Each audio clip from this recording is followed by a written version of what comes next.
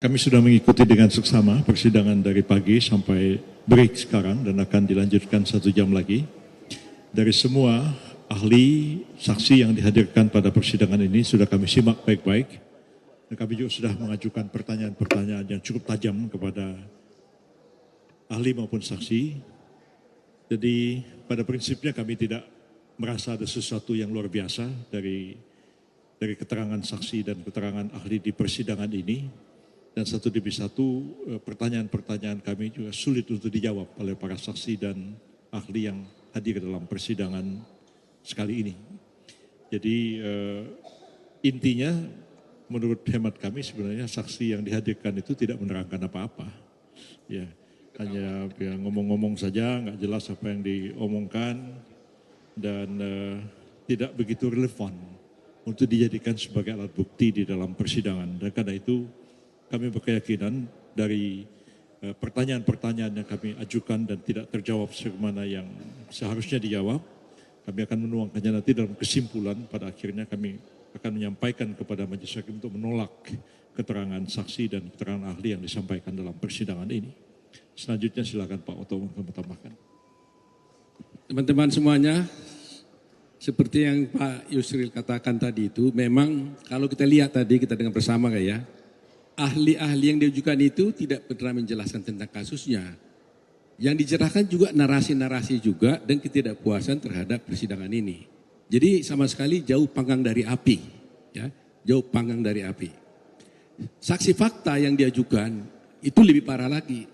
Salah satu contoh umpamanya tadi ada saksi dari luar negeri bercerita tentang bagaimana sirekap dan sebagainya, tapi ketika kita tanya ada aslinya atau tidak, nggak ada, dia nggak bisa dapatkan. Jadi dari mana data tahu? Ya dia lihat hanya dari screenshot.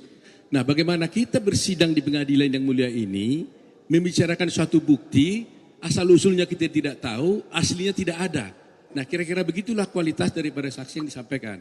Jadi memang kita tidak merasa susah payah melihat dengan adanya saksi-saksi yang diajukan dan ahli tadi itu, kita yakin sekali bahwa permohonan ini mungkin tidak akan dikabulkan kalau dibesarkan saksi-saksi dan keterangan ahli ini. Gitu yang kita sampaikan. Ini Pak Hotman. Belum Pak Hotman, sedikit tambahkan. Sebagai satu contoh tadi ahli hukum yang dihadirkan di sini panjang lebar menerangkan tentang terkaitan dengan kewenangan-kewenangan pemilu. Saya tanya persoalan simpel aja, ya. Ahli bisa membedakan nggak antara sengketa proses dan sengketa hasil? Dia bilang bisa, ya. Pendaftaran Pak Gibran sebagai calon presiden itu termasuk proses atau hasil? Itu proses, bukan hasil. Kalau hasil kewenangan MK. Jadi selesai jawabannya. Kalau saya beda, di awal persidangan ini kuasa hukum 01 mengatakan Hotman akan menangis. Tadi malah saya ketawa-ketawa, lucu semuanya. Lucu mereka. Karena sepertinya mereka sangat kacau balau dalam membuat saksinya. Yang pertama, mereka selalu mendalilkan peraturan KPU mengenai umur 40 tahun belum dirubah pada saat pendaftaran Gibran. Mereka lupa nggak ada putusan Mahkamah Konstitusi nomor 90 yang mengatakan boleh asal pernah kepala daerah. Dan di pasal 47 Undang-Undang Mahkamah Konstitusi disebutkan putusan Mahkamah Konstitusi berlaku sejak diucapkan. Jadi nggak perlu menunggu dirubah peraturan KPU.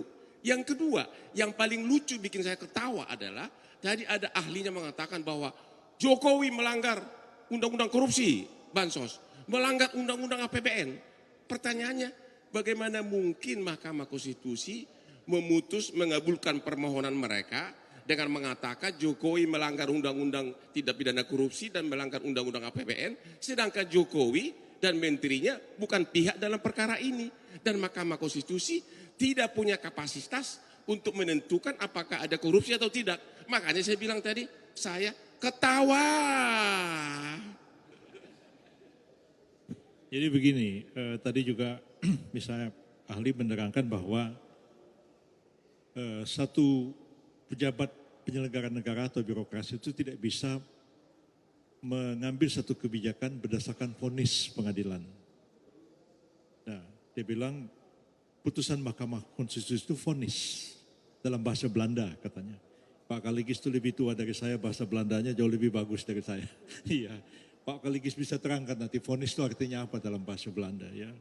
Dan putusan Mahkamah Konstitusi itu bukan vonis karena tidak mengadili orang. Dia menguji undang-undang terhadap undang-undang dasar. Dan dia membatalkan bunyi undang-undang ya, pemilu dan mengatakan bahwa calon wakil presiden itu boleh ya di bawah 40 tahun sepanjang dia pernah atau sedang menjabat jabatan-jabatan yang dipilih melalui pemilu, termasuk pemilu kada, termasuk pemilihan kepala daerah. Itu sama sekali bukan vonis ya. Putusan Mahkamah Konstitusi dalam hal pengujian undang-undang itu mempunyai kekuatan yang setara dengan undang-undang, dan karena itu dia bisa dilaksanakan. Itu bukan vonis pengadilan. Kalau vonis pengadilan dieksekusi oleh eksekutor, beda sama sekali pengertiannya. Jadi saya juga agak heran ya, ahli dihadirkan ke sini tapi kurang memahami persoalan begitu simpel ya. Ketika zaman dulu kita belajar hukum, bicara vonis itu belum ada ini Mahkamah Konstitusi ini. Jadi itulah pengertian vonis dalam bahasa Belanda, tapi dalam konteks sekarang sudah jauh berbeda pengertiannya. Barangkali Pak, ini tambahkan Pak Kaligis, tolong jelasin istilah vonis ini Pak. Habis ini Pak Kaligis cerita.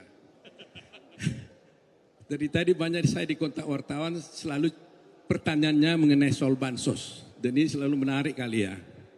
Jadi soal bansos tadi itu sudah dijelas ke persidangan.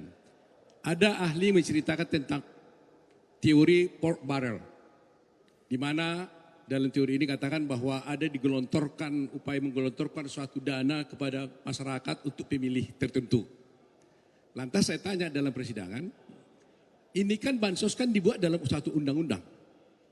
Kalau dibuat dalam satu undang-undang, berarti yang terlibat di sana adalah pemerintah dan DPR.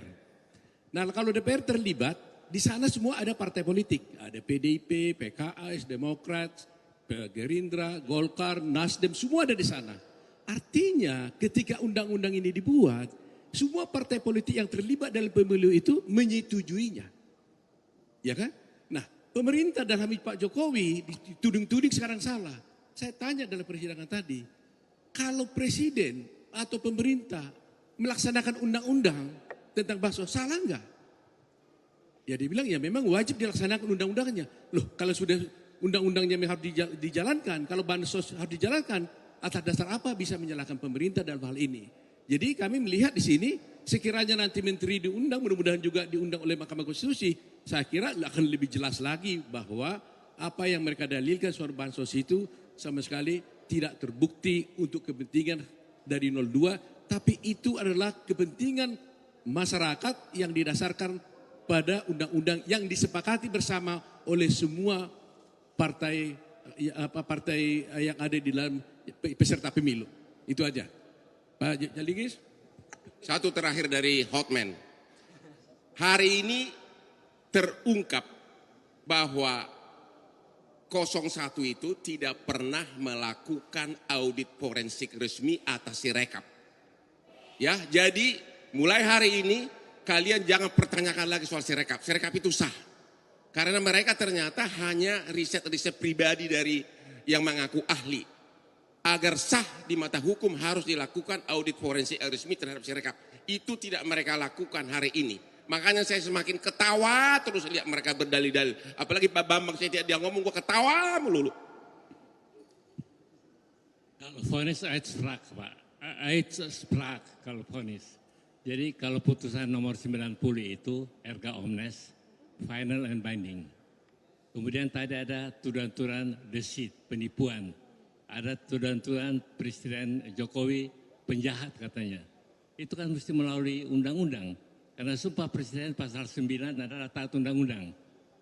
Melanggar undang-undang adalah kejahatan jabatan. Tapi itu mesti melalui vonis, melalui acara. Itu diatur di bab 28 Kitab Undang-Undang Hukum Pidana pasal 413 sampai dengan 437. Silakan lihat pasal 421. Kejahatan jabatan itu kalau kita menabrak undang-undang. Ini mereka sekali lagi cuma omon-omon. Terima kasih.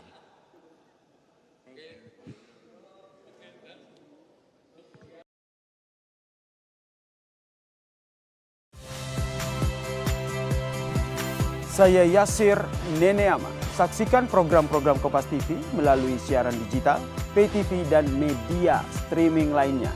Kompas TV, independen, terpercaya.